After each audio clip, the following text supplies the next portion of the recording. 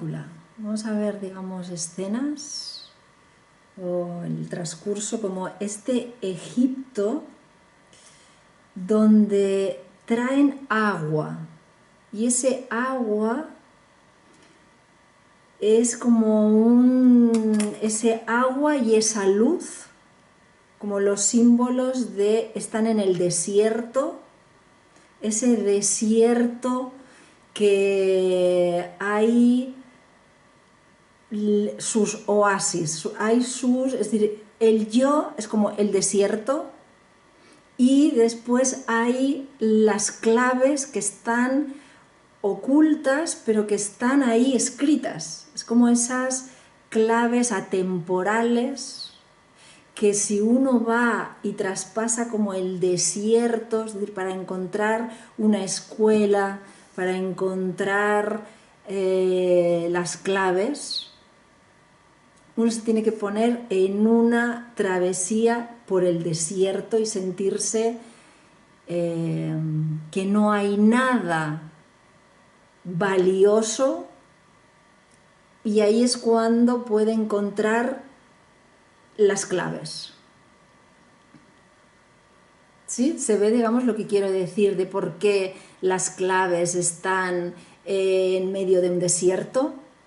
Es como si esa imagen nos está mostrando el yo que parece muy sustancioso, pero que en realidad cuando uno encuentra esa pirámide, ese templo, y encuentra el jeroglífico, es porque nada a tu alrededor le encuentras el sentido esencial.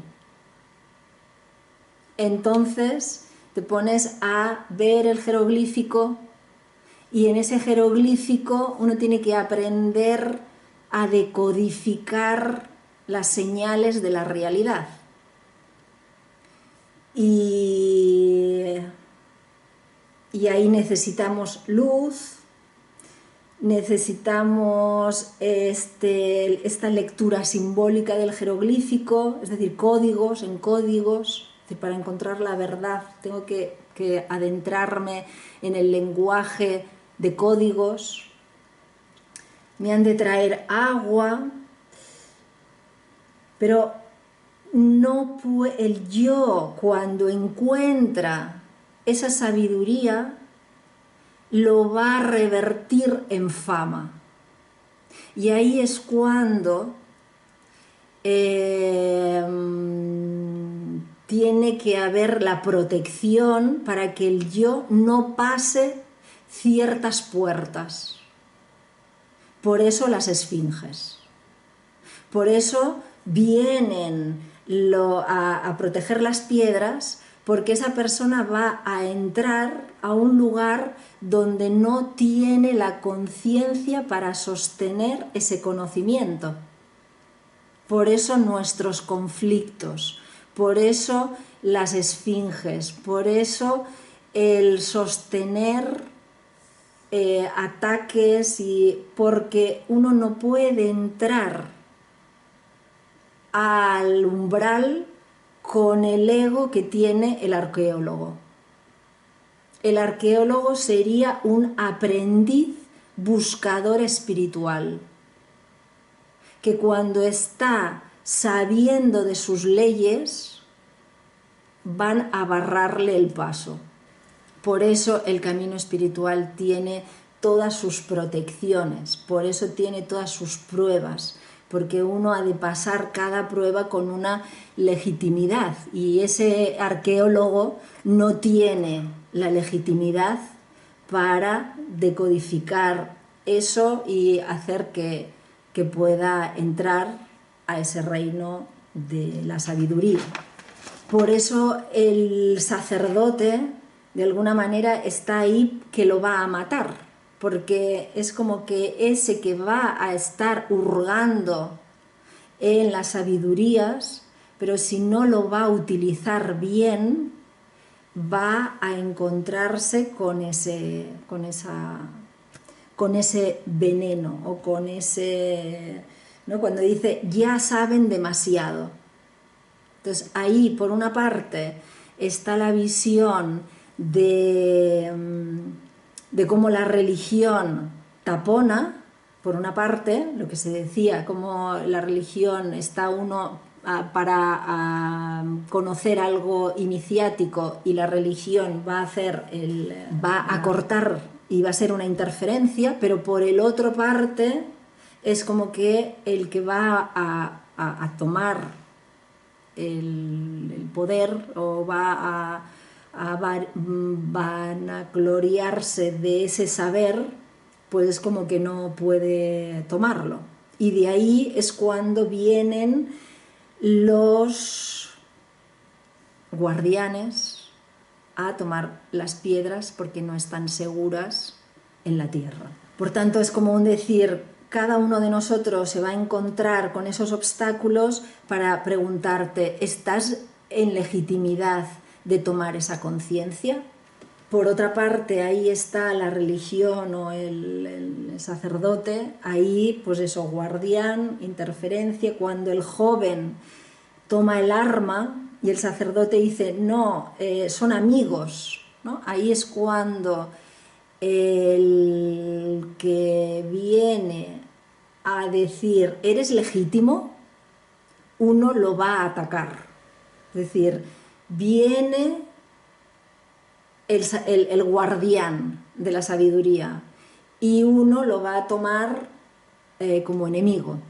Y uno va a tener que saber que no es el enemigo, pero tiene toda la pinta, ¿no? Por eso luego el sacerdote dice, ya te lo explicaré, porque uno tiene que tener las claves para esa lógica inversa de eso que parece el mal, que es el bien, pero que te está hablando de que estás dominado por el mal porque quieres la fama de esa sabiduría y no la sabiduría.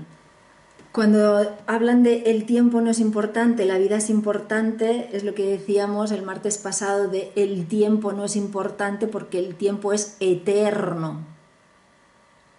Mientras que la vida es ese estar pulso a pulso donde es la vida y su existencia lo que es importante, porque es lo importante a salvaguardar, porque la vida es se pervierte, se destruye, se toma, ¿no? Es decir, alguien que va en el desierto, un arqueólogo que hace todo eso y quiere la verdad y aún así piensa en la fama, es como que no está bien, ¿no? Es como decir, nosotros estamos aquí, ¿por qué estamos aquí? Porque uno puede andar mucho, puede saber mucho y aún así la conciencia es una cosa y el saber es otra. Por eso en todo momento que habéis dicho, el sacerdote en la teoría esto es así, pero y en la práctica ahí es cuando se ve como la religión, como la ciencia en el arqueólogo, como en los militares, como pues toda es la divergencia y los paradigmas que aún la religión o aún la ciencia en la figura del arqueólogo pues no se enteran, ¿no? No se enteran de lo que es la conciencia. Sí que hay esa transmisión de conocimiento que está ahí y que nos salvaguarda. Por eso la divergencia, aún con toda su corrupción, hay siempre lo que decimos, detrás de cualquier mentira hay la verdad. Entonces es como decir, cualquier cosa siempre hay salvaguardada lo esencial. Ese esencial que habéis dicho vosotros que es el éter, lo esencial que emana y que es el que controla todo, aún la destrucción misma. 300 años más tarde viene el mal y ahí es donde lo militar, lo denso, cuando dice el militar, primero disparo y después pregunto, ¿no? Entonces ahí es cuando se ve como el uno quiere hacerlo a la manera densa, olvidándose de la fuente. El sacerdote dice, si no si no se quiere conocer es porque no quiere ser conocido. Entonces, este mal, este bien, es como la guerra continua para preguntarnos qué es el bien, qué es el mal, para que toda esta guerra nos preguntemos sobre las fuerzas y las polaridades. Por eso, cuando uno va a atacar al mal, este mal se solidifica, se protege y se engrandece. Por eso la violencia trae más violencia. Sobre todo porque el mal no puede destruirse con violencia. Se tiene que destruir con lo sutil. Si el mal se ataca desde lo denso, solamente se le da energía. Por eso cuando hablamos de ese dictador que dice quiero que hable todo el mundo mal de mí, ¿qué hace? Se engrandece. Por tanto, el mal le interesa que tú hables mal del mal. Y así te utiliza, te chupa la energía y se hace más grande. Por eso es tan importante cuando nosotros decimos no vamos a ver cosas del mal, ni cosas, porque ese mal se alimenta de esa energía, de esa atención. Entonces el mal es como que se tiene que neutralizar por lo sutil, porque está enfocado en la integridad, en la no dualidad. Eso es lo que nos protege. Si no, el mal siempre va a ser más grande que nosotros y ahí no estamos protegidos, porque no estamos sabiendo de la ley de que el mal está ahí para desarrollar nuestro sutil. Cuando encuentra Willy, es alguien que, como habéis dicho, se le termina el crédito, es alguien que está en el desierto, es alguien que no tiene nada y que en su misión, ¿no?, también es como un huérfano. Es alguien que estuvo muy importante en cosas muy grandes y que ahora está retirado. Entonces, como que es alguien que no se quedó prendado en, ¿no? Es como aquí otro avatar, ¿sí? Vemos, digamos, el mismo esquema del avatar del protagonista, que es también alguien que no se quedó en la fama, sino que se quedó destituido y ahí perdido, y que precisamente en esa pérdida es cuando tiene posibilidad de hacer algo. Lo que pasa es que está infectado por el yo, porque dice quiero la mujer perfecta, ¿no? Y ahí vemos toda la corrupción de ese mundo de lo perfecto. El yo con su no castración, con sus ideales, con sus cosas, que cómo deben ser las cosas, cómo, ¿no? Por eso cuando hablamos de agujerear, de castrar lo perfecto, porque mientras estamos en la perfección, estamos en el polo de la perfección y en la más corrupción o lo más imperfecto. Entonces, en el presidente hay una frase que dice: no es luchar, sino exterminar la vida. Bueno, ahí, digamos, va a haber este presidente con el poder, pues que está ahí muy atareado, muy haciendo, pero no se entera. Y cuando se le dice, la única cosa que se puede evitar es cuando hay el quinto elemento. Entonces, ese quinto elemento es ese éter, es ese donde está la emanación de lo que une todas las cosas. Por eso cuando se dice esta frase, no conozco el amor, porque es como que no conoce, por eso tiene que aprender todas esas cosas, porque está en potencial, pero no está en lo real. Por eso los 4 elementos, 4, 3, 2, 1, es la experiencia. El quinto es impersonal, es abstracto. Cuando el paradigma imperante ataca a los buenos y pueden recuperar ahí una mano, es interesante la parte y la totalidad. En esa escena en que una mano, además es una mano, es una parte, y en esa parte podemos deducir, por eso cuando hablamos de secuencia es, tomamos una parte y esa parte la hacemos, le miramos el antes y el después, y ahí vemos si se convierte en un monstruo o se convierte en un ser perfecto, porque la parte me estará hablando de la integridad del todo.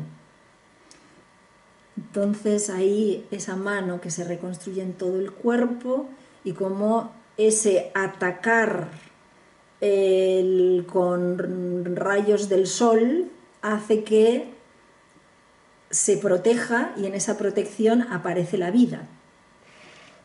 Que eso ahí podemos hacer como toda una extensión de cómo la vida está para ver ese ataque y esa polaridad, un polo atacando a otro polo para que emerja, para que ese contraste se dé, y en ese contraste se vea en activo, en modo concreto, para que así la conciencia se conozca a sí misma, con ese olvido de sí, con esa separación y con esos ataques, para que así en ese ataque es como la luz necesita una materia para que se refleje la luz.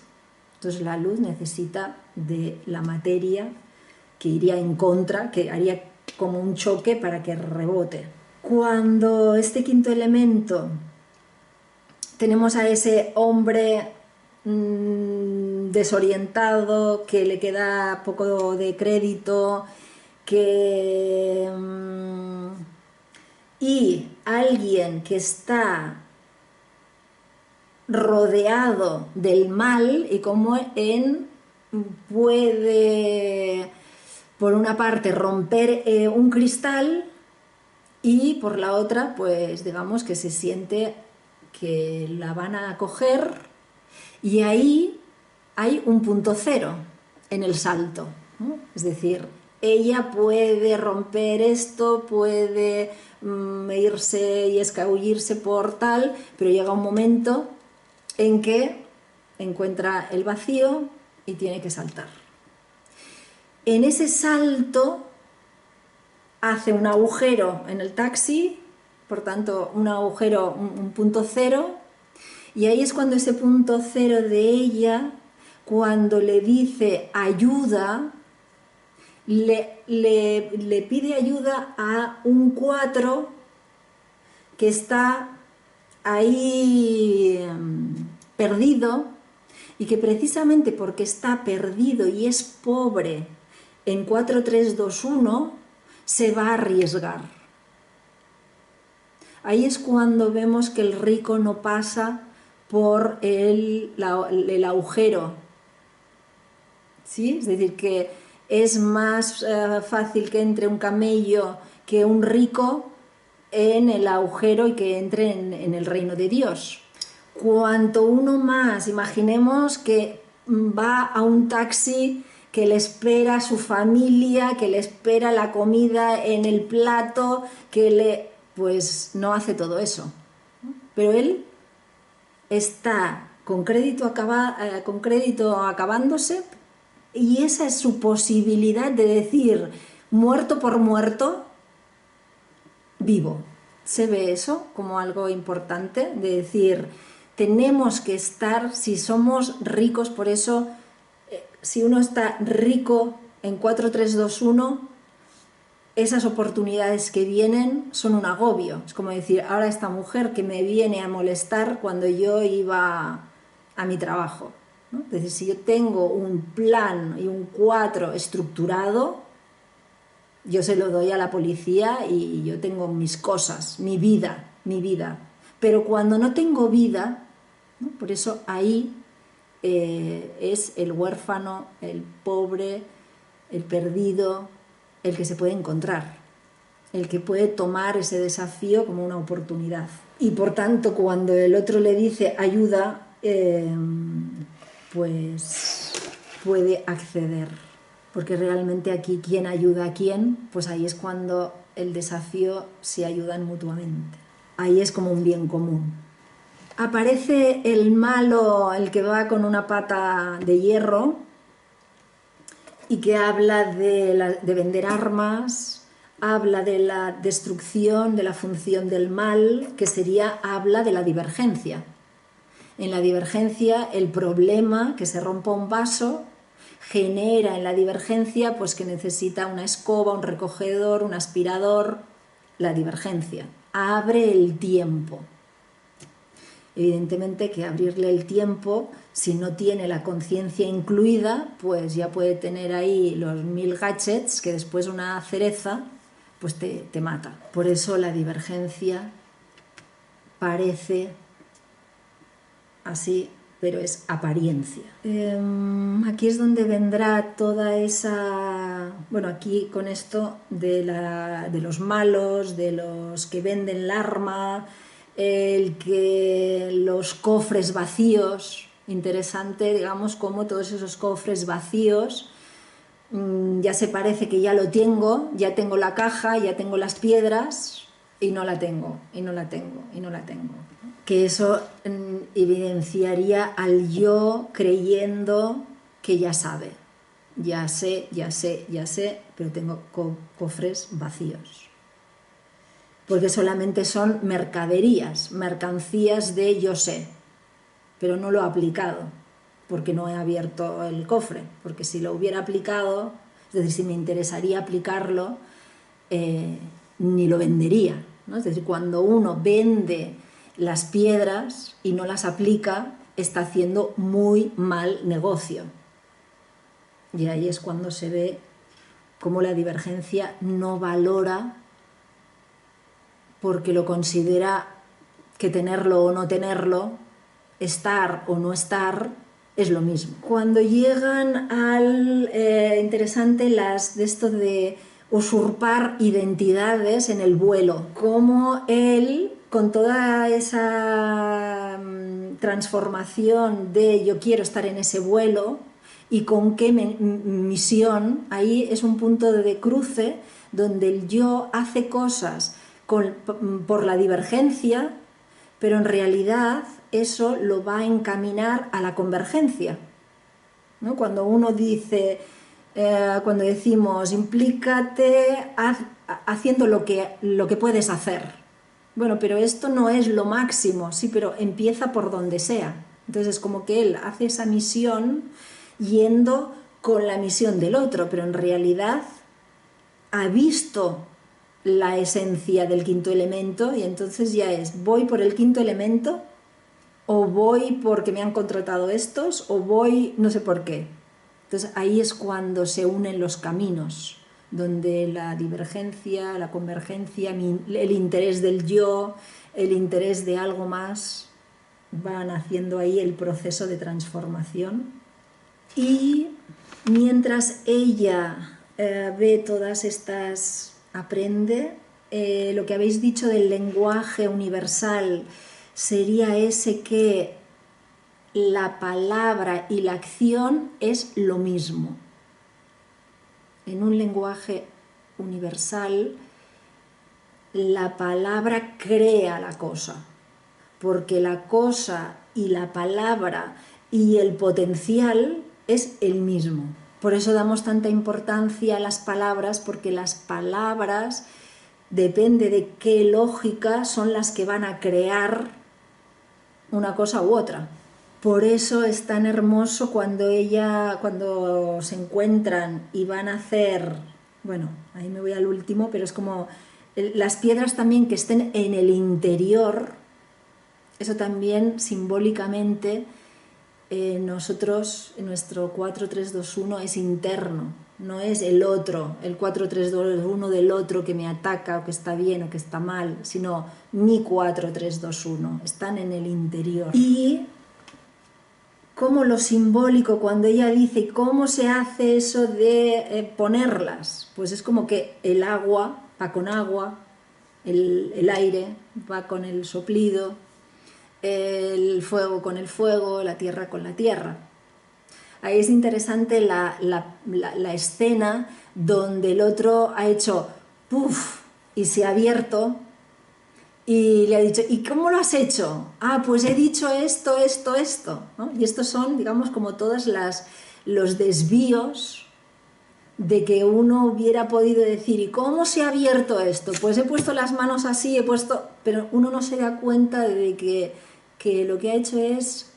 Y es en esa lógica tan obvia de que para que se abra una puerta de aire, pues ha de haber aire, o ha de haber un soplido, y de fuego, pues de fuego, y, ¿no? Como que la realidad es así de obvia, simple, contundente. Por eso la teoría y la práctica, cuando alguien dice, no, es que tengo mucha teoría, pero bueno, pues ya con esa teoría ya voy a hacer la práctica, pues ahí no entiende que la teoría y la práctica es lo mismo, que no, es decir, uno no tiene teoría si no la ha aplicado, porque teoría viene de teo, de Dios. Entonces, si esta teoría no la aplico, y aplicarla es lo complejo y al mismo tiempo lo evidente.